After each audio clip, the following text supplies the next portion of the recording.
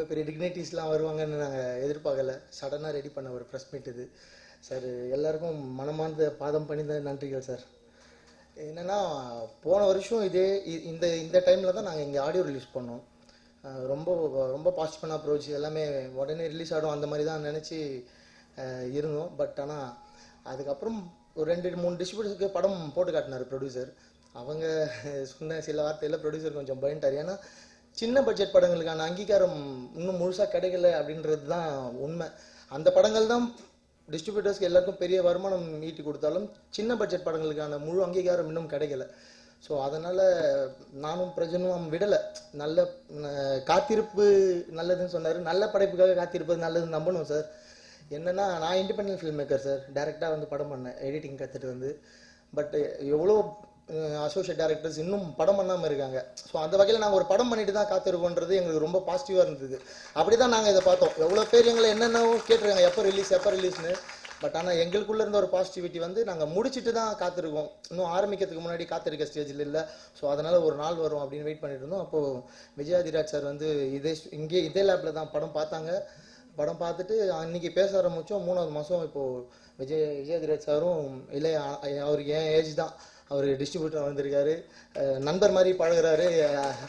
இதுக்கு தான் இவ்வளோ நாள் காத்திருந்தோம் அப்படின்ற மாதிரி ஒரு மனுஷன் இப்போ வந்து படத்தை ரிலீஸ் பண்ணுறாரு. வந்த 3வது நாளே சத்யம் சினிமாஸ் அக்ரிமெண்ட் போட்டாங்க சார் படத்துக்கு. இது ஒரு சென்னையில் சத்யம் சினிமாஸ் தான் படத்தை ரிலீஸ் பண்ணுறாங்க. இதை விட பெரிய அங்கீகாரம் எங்களுக்கு கிடைக்காது. ஸோ ரொம்ப பாசிட்டிவாக போயிட்டுருக்கோம். வந்தவங்க எல்லாருக்கும் ரொம்ப நன்றி. டிசம்பர் 2ன்னு டேட் போட்டாச்சு, அனௌன்ஸ் பண்ணியாச்சு. அதான் மோடி மாத்தான் பண்ண வேலையால் அன்னைக்கு எங்கள் கூட இன்னும் 2-3 பெரிய படங்கள் வந்து வராங்க. இருந்தாலும் டிசம்பர் 2 கண்டிப்பாக இந்த படம் ரிலீஸ் ஆகும். அது மாபெரும் வெற்றி போகிறோம். அதுக்கு நான் உத்தரவாதம் சார். இளையா சாருக்கும் விஜய் சாருக்கும் சொல்கிறேன், இது என்னோட படைப்பு, எனக்கு தெரியும், பல்ஸ் பிடிச்சி தான் பண்ணியிருக்கேன். ஒரு விஷயத்தையும் படத்தில் கண்டிப்பாக இந்த படம் ஜெயிக்கும், நான் ஜெயிக்கும், இவங்க ஜெயிப்பாங்க. வண்ணாரப்பேட்டையில் ஆரம்பிச்சு இவங்க வேறு லெவல், பாம்பே, லாஸ் ஏஞ்சல்ஸ்லாம் தாண்டி அந்த லெவலுக்கு போய் ஒரு ஹாலிவுட் படம்லாம் தமிழில் பண்ணணும்னு நான் ஆசைப்பட்டு வேண்டி கேட்டு வந்தவங்க அனைவருக்கும் நன்றியை தெரிவித்து டிசம்பர் 2 கண்டிப்பாக இதே சப்போர்ட் எங்களுக்கு கொடுங்கன்னு கேட்டு விடைபெறுறோம். இந்த படத்தை ப்ரொடியூஸ் பண்ணவர் மிஸ்டர் பிரகாஷ் நிறைய கஷ்டப்பட்டு தான் இந்த படத்தை எங்களுக்காக அவர் பண்ணி முடித்தார், ஸ்ரீகிருஷ்ணா டாக்கீஸ் சார்பில். ஸோ அவர் ரிலீஸ் பண்ணி தான் நாங்கள் இன்னும் ரொம்ப சந்தோஷப்பட்டிருப்போம். அவர் இன்றைக்கி வரல, ஜப்பானில் இருக்கார். அவர் எங்கே இருந்தாலும் அவருக்கும் எங்களோட மனமார்ந்த நன்றியை தெரிவிச்சுக்கிறோம்.